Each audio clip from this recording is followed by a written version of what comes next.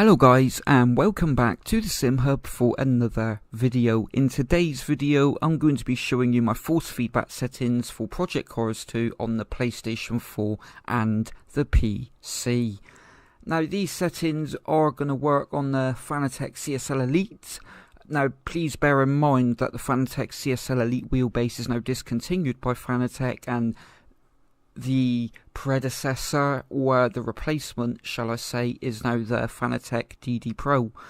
Now you might be able to find the CSL Elite cheap somewhere, or you might have it just still laying around or still use it. So if you do, this might be a video for you.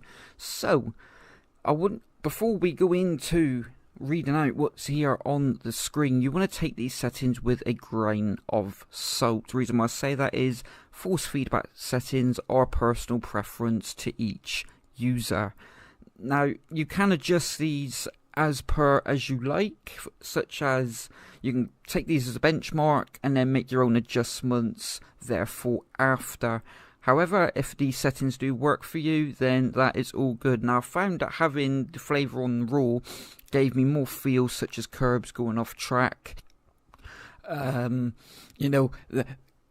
undulations and the bumps in the road, and also weirdly with airflow as well. If you're slipstreaming or you're at the side of a car, I think you do get the gist. I'm happy to do a separate video though, guys, on me testing out these settings, but whilst I'm driving. If that's something you would be interested in, let me know down in the comments and I'll be happy to get that done, as I think really that would help try to put across to you guys how they are performing. So I've got the flavour on raw, I've got the gain on 100, I have the volume on 80, the tone on 50, and the effects on 15. Though the menu spring strength I got on 0.4.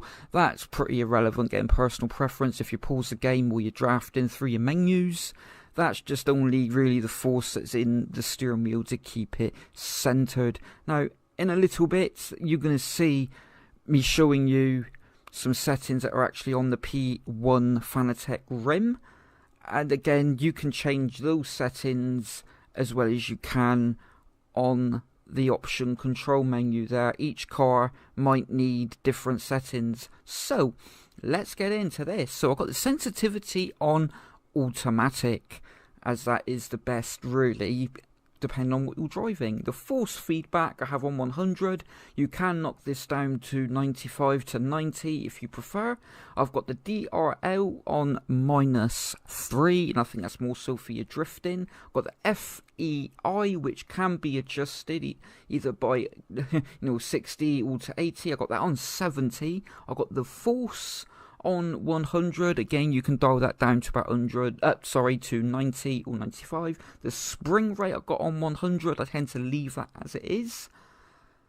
I've got the dampener with DPR on 100, again that's another one I do tend to keep as it is. The BLI is on 100. The SHO, the shock, is on 40.